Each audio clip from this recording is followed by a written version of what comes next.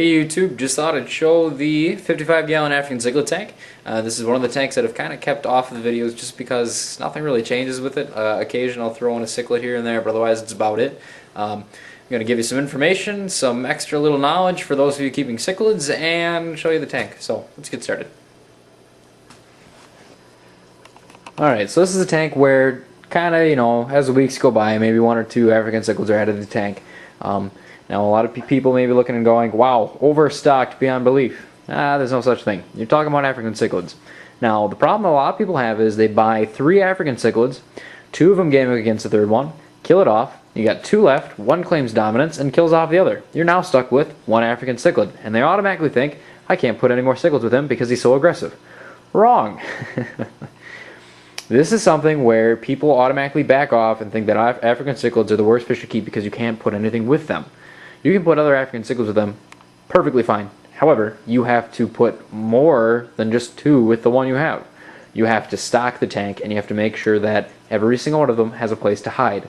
Now, whenever I see really ripped up fins and fish getting torn up and it's more than just one, I automatically add more rocks to the tank. The few miscellaneous rocks you see sitting up top are new, and the few rocks over here in the corner are new.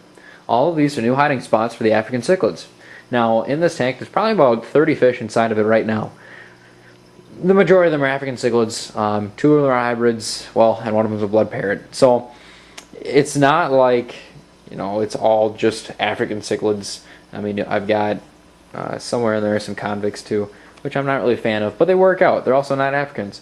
I also have a white-tail blue shark or something, whatever the name is. I got him so long ago. You can see him in my first videos, as well as the regular rainbow, which you can see back there with the red tail. So I've had those 2 now for years and years and years. So they were probably there when I first started the channel. So, but it's something. A lot of people get bored of the African cichlids after a while. The point being, because you can't really mix a whole lot with them. I enjoy this tank because it is a whole lot of color. I added a lot more different kind of species into the tank. But you get a lot of people who just have the 1 or 2 that are left in their tank and they don't know if they have to add any more. By all means, pack it, but you do have to clean it. This tank, when I clean it, I drain it all the way down, do about a 90% water change, and then I refill it. That's about it. So, and African cichlids, the bonus to them is they can tolerate very high nitrates. Very high nitrates. Usually when I see the fish kind of swimming around, clamped fins a little bit, they seem like they're having problems swimming around, that's time to clean the water. But otherwise, up until there, they can sit for the longest time without really having to touch the tank. So it's a beautiful setup. Well, take that back. Despite the kind of green tint it has a little bit, well, not really much of a tint, it's just on the rocks. But otherwise, I love all the different kind of African cichlids you have. So, I mean, you've got the orange zebras, which are some of the first species I've ever kept. Yellow labs. This guy, which I don't have a clue who he is. I picked him up just because he had that cool little blue coloration to him. It reminds me of a white lab cichlid, but that's not what he is. You got some Demonsoni cichlids. I think I've got maybe 4 or 5 of them in there. You've got some Crebensis. There's 2 males in there, both raised by me. You've also got a Oratus cichlid, which a lot of people have problems with these guys.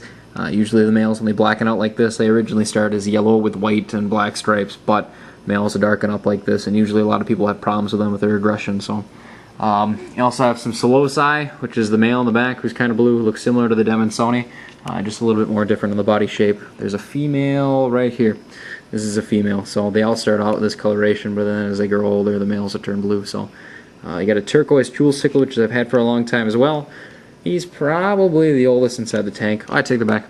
This is the oldest inside the tank. This is the hybrid between a yellow lab and an orange zebra.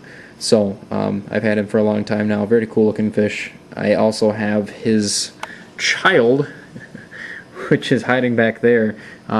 He mated with a red top Hongai cichlid, which passed away not too long ago.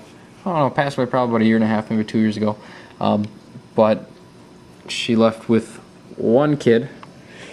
He's got more like a purple tint to him. That's him back there. So he's kind of cool looking.